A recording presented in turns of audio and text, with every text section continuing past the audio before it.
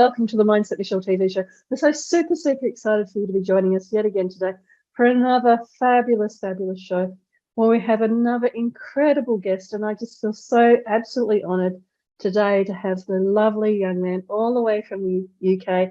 Hello, Jeevan. Hi, Michelle. Thank you very much for having me on. It's so amazing having you come on the show, Jeevan. And for those, especially here in Australia, that may not have heard about this incredible young man, he's not only part of Mensa, which is that incredible organisation that people join that are in that very small percentage of intelligence around the world, but he's also a financial advisor and a transformational coach. And his work within the financial advisory work is with True Potential and with I'm just checking my notes here, the Vanquish Transformational Coaching is where he does the transformational coaching. But how does somebody that is, one of those few people and that's what Mensa means, you've been tested and that you're one of the most highly intelligent people on the planet, how does somebody with that kind of background decide to start a career in the financial advisory space and then kind of transition over into transformational coaching? I'm fascinated, and please explain to us a little bit more about that journey for you and how you came to be doing what you're doing. Well, yeah, absolutely. So thanks for the introduction, Michelle. Absolutely spot on. So yeah, there's always a story, isn't there? There's always a backdrop as to why someone ended up at a destination. So for me, it was a case of, being very clever at school, as you said, now part of Mensa, but obviously it's at school. I wasn't necessarily part of that of Mensa, but what I was top of the class in many subjects, including maths and English and stuff. So very naughty at school, one of the naughty kids, as it were, and that tends to sometimes come with being intelligent. So I was having some troubles with school, and my parents actually said to me, look, you're pretty smart, maybe try and sort yourself out and we'll put you into private school. So decided to agree to that decision, did the tests and actually made the move to private school. Needless to say, that didn't last very long. Was kicked out in 3 years and went back to a state or comprehensive school. Now, where this is leading is that actually having a high intelligence and being successful doesn't have a one-to-one correlation. If you look at any person throughout history, it's not just the highest intellect people that are successful, it's those that have the right mindset, that have the work ethic, that have the diligence, that have the intellect and the passion in a certain area to actually achieve success. So following school, I did okay. I went into an accounting-based role, realised that wasn't for me, and I needed to be more personable with people, which is where the financial advising came in, and then subsequently into the coaching. Now, the coaching for me is something that really helped me in my own life to fulfil my own potential.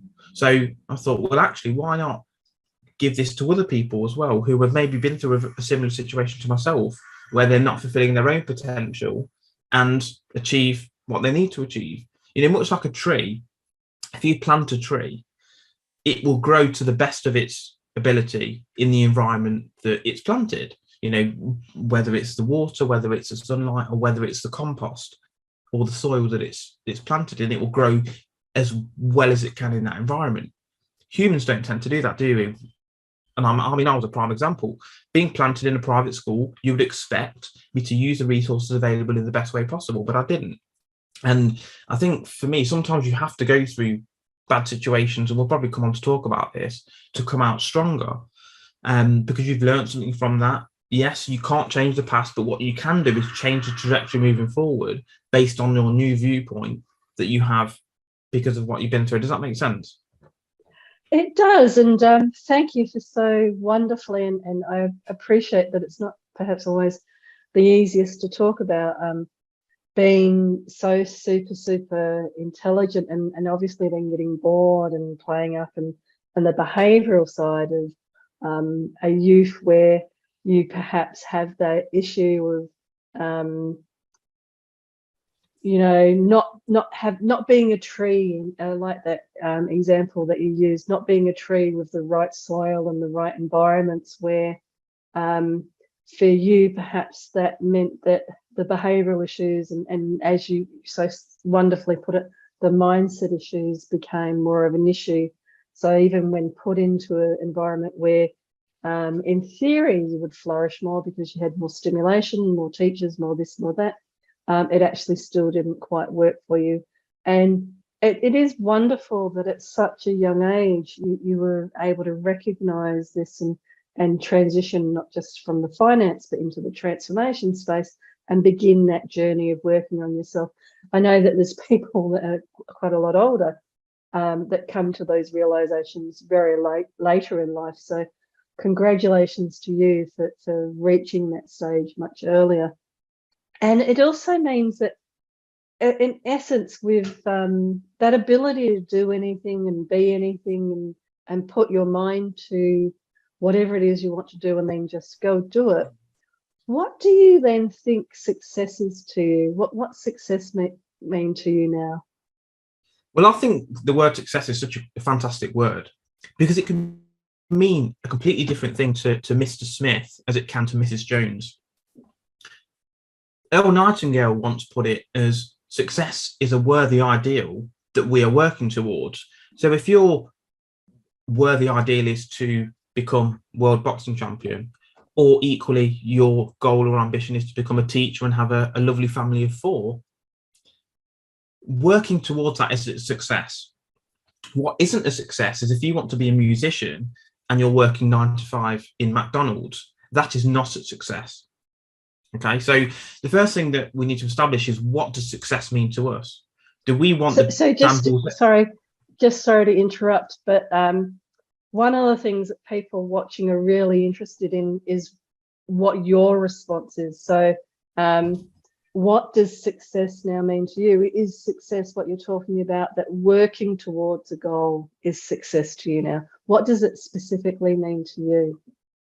Well, so this is obviously what I'm coming to, is that for everyone it's different. So for some people they want a Dan Bilzerian lifestyle, and for other people they want, as I said, a normal family. For me specifically, success for me would be to change as many lives as possible through obviously podcasts and my book, etc., to help people to achieve their best self. Because look, we're all here on a journey, and if we can give our best self to the world, then that's going to make the world a better place, isn't it? You know, if you were born to be world champion boxer, but you decided to go down the route of taking drugs and going out drinking, you're not putting your best self forward. So you, by default, are not a success. You know, if you look at yourself as a percentage bar, 100% is what you should have achieved in life, and you're only reaching 30% of that, you're not a success. I mean, I don't know how many exams people have taken who are listening, but 30% is not a good score. So for me, it's being my best self. So whether that's writing as many books as possible and getting that information out, whether it's, well, meant to thing, obviously for me that was an ambition to prove to myself that I'm in the top 2%, and I've generated that. I started judo a few years back. Well, I did do it for a few years as a child, but I started in 2020 and I'm now number 11 in the country. The coaching side, as I said, bringing on clients, so that's for me a success as well. So we need to have a number of areas in life that we are measuring success against. It's not just one area. So for me, I've got my own 4, 5, 6 areas that I'm measuring success against.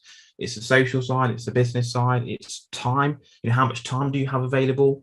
Because for some people, they say, look, I'm earning £100,000 a year, but I've got no time. So for me, that's not success, because you haven't ticked all of the boxes in terms of time, family, spirituality, etc. So success is very personable. In terms of my current goals and ambitions, as we said, working towards that, and as you've rightly said, coming out of school and changing my mentality, it probably wasn't until 25 where I really changed and developed. You know, men tend to mature later than women, generally anyway, and it took me a bit of time to actually develop and understand where I want to be.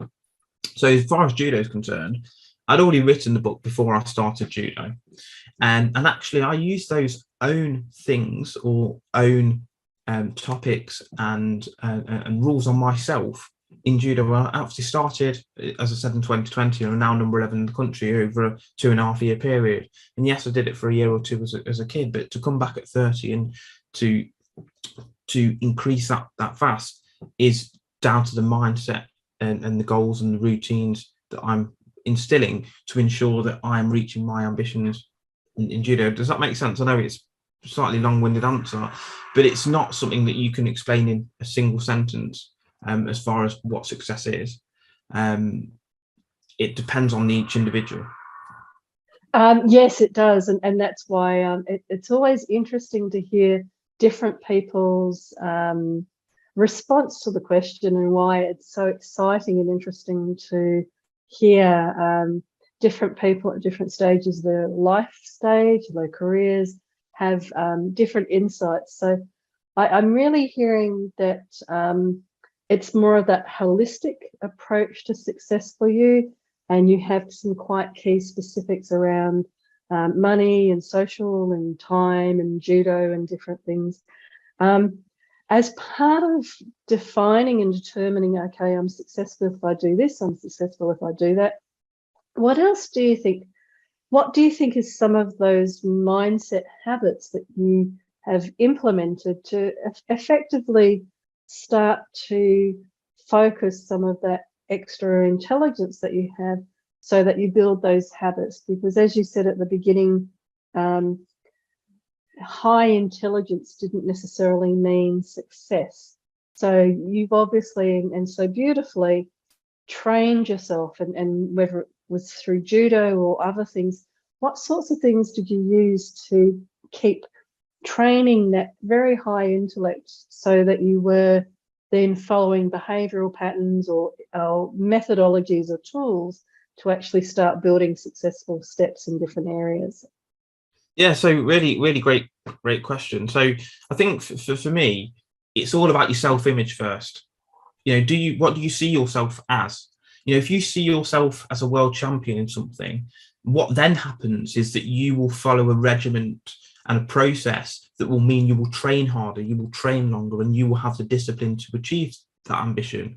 If you see yourself as someone, we'll use judo as an example. You know, if I'd started in 2020 and said, all I want to do is train once a week, just to lose a bit of weight, you know, that was the goal. And that is the goal for some people. They will never achieve the highest level of the sport. Even if they had the ability, they have set their goals too low, if that makes sense. So for me, you know, I didn't necessarily have this ambition early on, but ambitions change and goals change over time. So I then said, well, I want to get to this level. And for someone who wants to get to that level, what do they need to do in terms of training and regime and regimen in order to do that? Once you've established what that looks like, what that pattern of success looks like, do you have the discipline, and how can you generate the discipline? Do you have a daily task to-do list that you follow? I know I do, which before I wouldn't do. I wouldn't have a structure to my day, and I wouldn't therefore achieve success. You know, you've got to break stuff down, and this is something that I think for me massively changed, was that breaking down sort of overwhelming goals into smaller goals. So writing a book, for example, instead of looking at writing a book, which seems like a very overwhelming task, I started to break it down into daily habits. So if I write 1 page a day for a year, we're pretty much there, aren't we? And writing a book isn't that difficult as far as, writing a page isn't that difficult as far as I'm concerned. Look how many emails you write at work every day. Yeah. So when you break stuff down, it makes things much easier to bring together, essentially. So you kind of introduced two different concepts there that I'll just kind of reflect back, which are really good concepts again, around firstly the self-image. So when you're talking about whether you're doing something like the judo that you used as a fabulous example, whether you're doing it to just lose a bit of weight, so training once a week, or whether you're setting the goal or the vision of actually being a champion at it, and so that takes more training, more work, more discipline, and you use the training regime and regimen and things like that. So whatever the vision is, or whatever the self-image is that you have of whether it's losing weight or whether it's being a champion at it, you then have to follow that up with those tools to support that.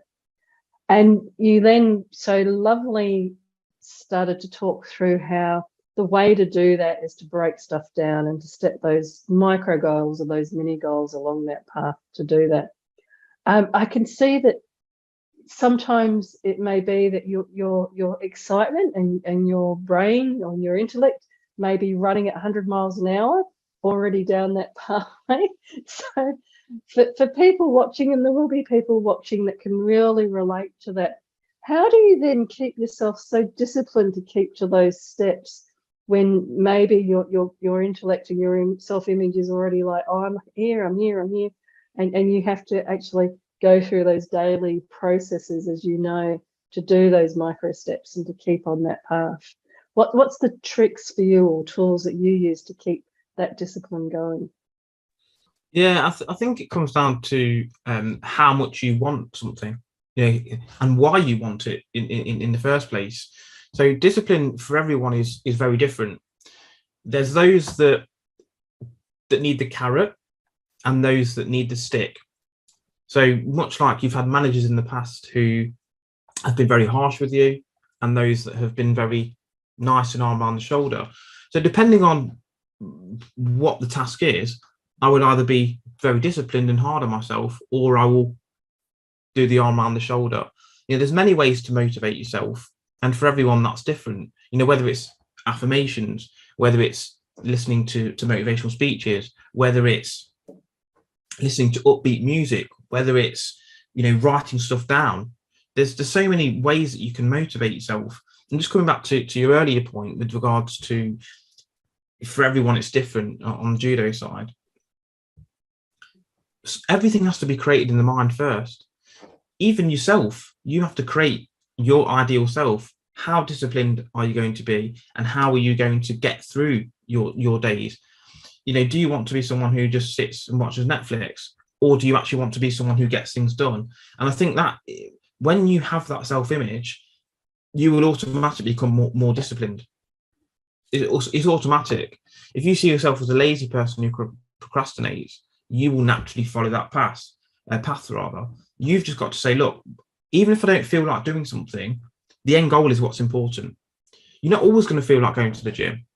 You're not always going to feel like writing that page. You're not always going to feel like going to that meeting, but you have to do it. You're in control of that mind. Your mind is negative naturally, isn't it?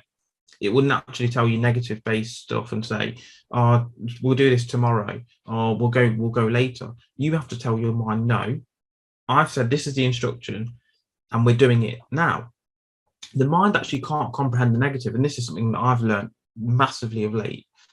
If you tell your mind don't do something, it wants to do something. It wants to do it. If you say don't think of elephants, the mind wants to think of elephants. Instead of saying don't do something, let's talk about what we do want to do. So people say don't be lazy to themselves, and I do it all the time. Don't be lazy, don't be silly, don't do this, don't do that. Instead, I change my trajectory to say do this. We train today, we write the book, we go to meetings, we win medals, etc. And for me, that's been a massive shift in terms of, as you've said, how do you remain disciplined? Well, if you're telling yourself to do something, much like a manager says, oh, you need to send this email out. Yeah, roger that, and we'll do the email. When we manage ourselves, we tend to tell ourselves to not do stuff. And for me, that's been a massive shift. I can really hear that, because those very human judgments and very human self-talk around, I'll do it tomorrow, I'll do it later, and those judgments that people have, they do take that discipline, and it does take that focus. And you have such a lovely way of putting how to reframe it and how to focus on what you want. So, not sitting there in front of TV with time and life kind of passing by, but seeing yourself as, oh, okay, I'm going to write another page in the book, I'm going to train for judo, I'm going to go for a walk, I'm going to eat healthy food. it's a simple and you make it seem even simpler, but it is those choosing those thoughts and being aware of choosing those thoughts, so that when it comes up about, oh, I'm too tired, I'm too this, I'm too that, I'm too whatever, remembering that that vision, that self-image in the way that you were describing it, that self-image is the purpose part of why you want to be doing what you're doing, so that you can keep following along. What on those days where, and many people have them, what do you do on those days where you keep focusing on the positive, and I want to write this book, I want to do this, I want to do that, I want to go to those meetings, but number of things happen, and might feel like it's wearing you down. What sorts of things do you do on those days to keep that positive focus and keep going with that discipline? Well, yeah, exactly. I mean, you've basically touched on it already there. When you're going through something, so if I'm climbing a mountain, for example, you can think of the steps and think, oh, this step hurts my legs, this step hurts my legs, this step hurts my legs. That is not helping you in any way, shape, or form. Why don't we think of the summit view that you're going to get? So when I go to the gym, obviously, some days it's painful and some days I don't want to go. But I don't think of the reps on the bench press. I don't think of the bicep curls that are going to hurt my arms. I think of the body that going to the gym, this process is going to produce. Again, I don't think of I'm typing away, writing the book. I think of, well, when this book is completed, it's going to help change the lives of people. Again, when I'm training judo, it's, you're getting thrown on the floor and slammed around and choked and arm locks are on. Again, I'm not thinking of the pain at that point. I'm thinking of, well, now I've learned ways that maybe I'm not going to get caught by this again. And again, this is developing me into a champion maybe next year, the year after. The best boxers in the world have been punched more times in the face than I ever have, but they are better than me. So it's all about the questions for me that I'm asking myself at that point. Again, your mind will naturally think of and try and avert you away from things that are going to cause you discomfort or issues. So, when your legs are sore in the gym or your arms or whatever else, your mind's going to say, oh, this is not good. Let's try and divert your attention away. But I will set the sail on my mind in a different direction and say, yeah, but this is actually what's going to come from this that we're doing. I don't want you to focus on this, mind, please. I want you to focus on this longer term goal. And then it's, then we understand together that, yeah, this is part of the process. Because look, if you want to be a courageous person, you have to go through something fearful. You can't be courageous without going through that fear. Same thing with the gym. It's just an easy example. If you want that perfect body with the six pack and the ripped shredded physique, you have a process to follow. You have a process of going to the gym most days. You've got certain types of exercises that you need to incorporate, and then the results will follow. The results won't be there in day one, day two. And this is where people fall short as well. They want to see short-term results. Rome wasn't built in a day, I think the phrase is. And the same goes for your body. What will happen is that the first week you'll see nothing. Second week you'll see nothing. Third week you may see something slight. And then fourth week you'll be like, oh, look at the change. Look at the change since that first week. And it's just having the discipline. And for me, as I said, it's always about that end goal. This is what I want. I'm not bothered about this process. This process is a necessity. And as I said, if you're focused on those bad steps, oh, it's painful, it's painful. Don't think about that. You don't need to. Your mind wants to think about that. That's fine. That's natural. But we need to override that program. We need to override that program. It's like when, you might have someone around your house and they want to put on something on the TV and you don't agree with it. You get the remote and you change the channel. Same thing. The channel that's on in the background by default is a negative one. And we need to change that channel to something more optimistic. And, you program your mind, much like, as I said, a TV. You've got different programs. Which program do you want in? What CD do you want in the CD player? What record do you want in the record player? You're in control of that. And it might take time, the first month, if you're looking to change your mindset, might be tough. But this is where a pen and paper come in handy. I write down my goals every day. I write down what I'm grateful for, and I write down some affirmations that help me to build on my self-image. It can be difficult if you've had a bad past. Your self-image can be bad, and that's for everyone. But it's like what comes first, the chicken or the egg. If you tell yourself that you are something, you are more likely to be like that. I mean, you can try this right now. If you tell yourself, yeah, I'm weak, I'm not very confident, I'm not very good socially, you can tell by those words you start to feel depressed and down, not necessarily depressed, but down.